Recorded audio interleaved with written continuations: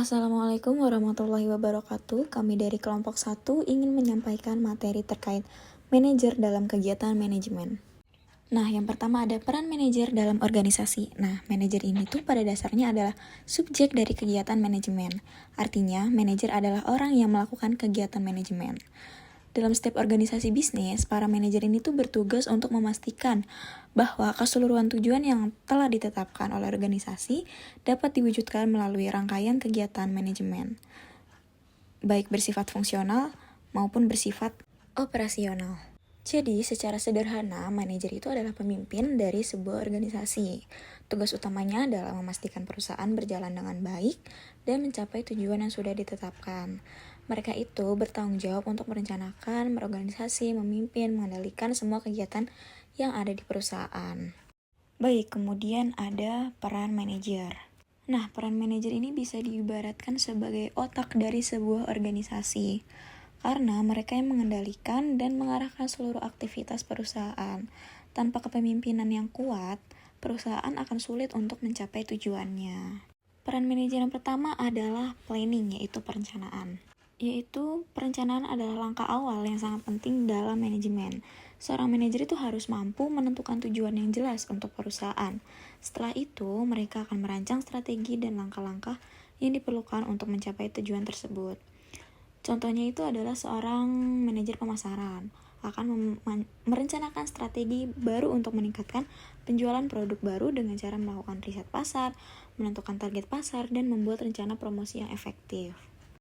Kemudian, peran manajer yang kedua adalah organizing, yaitu proses mengatur dan mengalokasikan pekerjaan, wewenang, dan sumber daya di antara anggota organisasi sehingga mereka dapat mencapai sasaran organisasi. Jadi, setelah memiliki rencana yang matang, langkah selanjutnya itu adalah mengorganisasikan sumber daya yang ada. Jadi, seorang manajer ini tuh harus membagi tugas, mendelegasikan wewenang, dan membangun tim yang solid. Contohnya adalah seorang manajer produksi, dia bakalan ngatur jadwal produksi, menugaskan pekerja pada mesin yang berbeda, dan memastikan ketersediaan bahan baku. Selanjutnya ada peran manajer yang ketiga, yaitu controlling atau pengendalian. Proses kegiatan ini adalah untuk memastikan bahwa aktivitas yang terjadi itu sesuai dengan aktivitas yang direncanakan.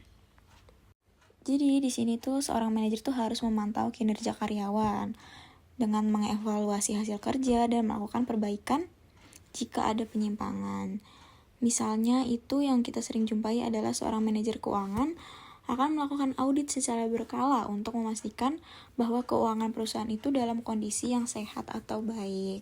Kemudian peran manajer yang terakhir adalah decision making atau pengambil keputusan. Nah, dalam menjalankan tugasnya, manajer ini akan dihadapkan pada berbagai situasi yang membutuhkan keputusan. Jadi mereka harus mampu menganalisis berbagai alternatif dan pilihan terbaik.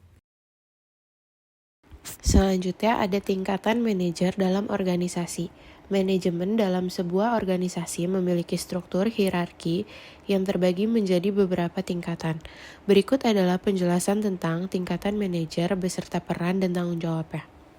Yang pertama ada manajer puncak atau top level management. Manajer puncak berada pada tingkatan tertinggi dalam hierarki organisasi. Contoh jabatannya itu ada CEO atau Chief Executive Officer, Presiden Direktur, Wakil Direktur, atau Dewan Eksekutif. Tanggung jawab yang manajemen puncak harus jalani yaitu menetapkan visi dan misi serta tujuan strategis organisasi. Yang kedua, membuat kebijakan jangka panjang dan merancang strategi besar organisasi. Yang ketiga, mengawasi manajemen di bawahnya dan bertanggung jawab atas keseluruhan kinerja organisasi. Yang terakhir ada mengambil keputusan penting yang mempengaruhi organisasi secara keseluruhan. Yang kedua ada manajer menengah atau middle level management. Manajer menengah bertindak sebagai penghubung antara manajemen puncak dan manajer lini pertama. Contoh jabatannya itu ada kepala departemen, manajer divisi, atau manajer regional. Tanggung jawab yang harus dilakukan adalah yang pertama menerjemahkan kebijakan dan strategi dari manajemen puncak menjadi rencana yang dapat dilaksanakan oleh manajer lini pertama. Selanjutnya mengkoordinasikan pekerjaan antara divisi atau departemen, kemudian mengawasi manajer lini pertama dan memastikan pekerjaan berjalan sesuai rencana. Yang terakhir bertanggung jawab atas kinerja divisi atau departemen tertentu dalam organisasi. Yang ketiga ada manajer lini pertama atau lower level management. Manajer lini pertama adalah tingkatan terendah dalam hierarki manajemen, langsung mengawasi pekerjaan karyawan operasional. Contoh jabatannya yaitu supervisor, kepala tim, atau juga mandor. Tanggung jawabnya yaitu mengawasi pekerjaan sehari-hari karyawan operasional dan memastikan target kerja tercapai. Selanjutnya memberikan instruksi, arahan, atau pelatihan kepada anggota tim, juga melakukan evaluasi kinerja karyawan dan memberikan laporan kepada manajer menengah. Yang terakhir menyelesaikan masalah operasional yang terjadi di tingkat dasar. Selanjutnya ada peran seorang manajer. Seorang manajer memiliki berbagai peran yang penting dalam mencapai tujuan organisasi. Dalam praktiknya, peran manajer dapat dibagi menjadi beberapa kategori berdasarkan teori Henry, yang mengidentifikasi 3 jenis utama peran manajer, yaitu peran interpersonal, peran informasional, dan peran keputusan. Yang pertama, peran interpersonal. Peran ini berfokus pada hubungan dengan orang lain baik dalam organisasi maupun di luar organisasi. Contoh perannya yang pertama pemimpin atau leader. Sebagai pemimpin, manajer memberikan arahan, inspirasi, dan motivasi kepada tim agar mencapai tujuan organisasi. Yang kedua sebagai penghubung atau liaison, menjaga hubungan kerja yang baik di dalam maupun di luar organisasi. Yang ketiga ada figur simbolis atau figurehead. Manajer juga berperan sebagai simbol atau representasi organisasi dalam berbagai acara ataupun pertemuan formal. Yang kedua, peran informasional. Manajer bertanggung jawab untuk mengumpulkan, menyebarkan, dan mengelola informasi yang diperlukan untuk pengambilan keputusan yang efektif. Contoh perannya yang pertama itu pemantau atau monitor. Manajer memantau berbagai informasi internal dan eksternal untuk mengidentifikasi tren, peluang, atau masalah. Yang kedua, penyebar informasi atau disseminator berperan sebagai saluran komunikasi untuk memastikan semua pihak terinformasi dengan baik. Yang ketiga, ada juru bicara atau spokesperson. Manajer berbicara atas nama organisasi dalam pertemuan atau kepada publik. Yang terakhir, ada peran keputusan.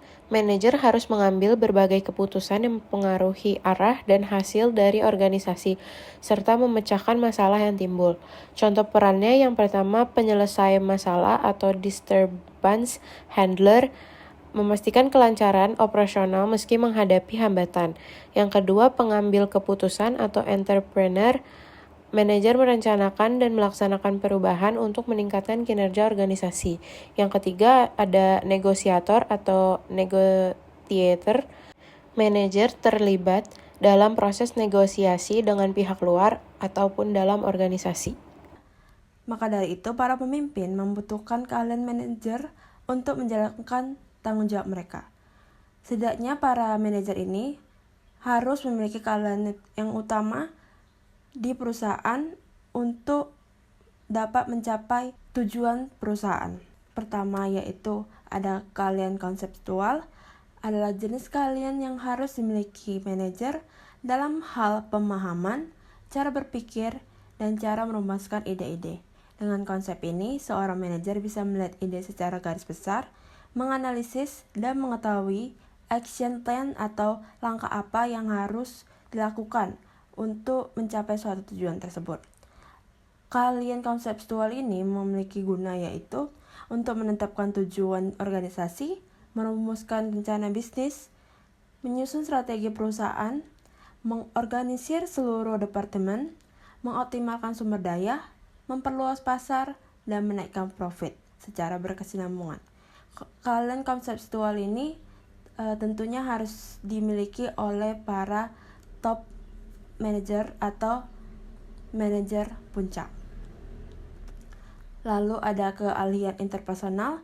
Keahlian interpersonal ini tentunya harus dimiliki oleh seluruh tingkat manajer dalam organisasi. Yaitu keahlian yang harus dimiliki yang merujuk pada bagaimana manajer berinteraksi, bekerja, dan berhubungan secara efektif dengan rekan kerja. Keterampilan ini memungkinkan seorang manajer memanfaatkan sumber daya manusia dalam perusahaan dan juga memotivasi. Hal ini termasuk memberikan instruksi, saran, umpan balik, serta mendengarkan masukan, pendapat, dan keluhan dari karyawan. Lalu ada keahlian teknis, keahlian yang harus dimiliki seorang manajer yang berhubungan dengan hal-hal yang bersifat operasional atau berhubungan langsung dengan pelaksanaan pekerjaan. Jenis keahlian ini melibatkan pengetahuan pada bidang tertentu. Dengan pengetahuan luas yang dimiliki seorang manajer, maka seorang manajer tersebut akan melakukan teknik yang khusus untuk mencapai tujuan perusahaan, seperti perencanaan kerja, peningkatan jualan, dan lain-lain. Keterampilan ini pastinya dibutuhkan untuk menyelesaikan tugas secara efisien serta memecahkan masalah teknis yang terjadi yang dapat menjadi hambatan pekerjaan. Dengan penguasaan keterampilan teknis yang baik, manajer level bawah dapat memberikan arahan dan saran, mengawasi pekerjaan, dan membantu staf yang mengalami kesulitan. Baik, cukup sekian penyampaian dari kelompok kami. Kurang lebihnya mohon maaf, kami akhiri. Wassalamualaikum warahmatullahi wabarakatuh. Terima kasih.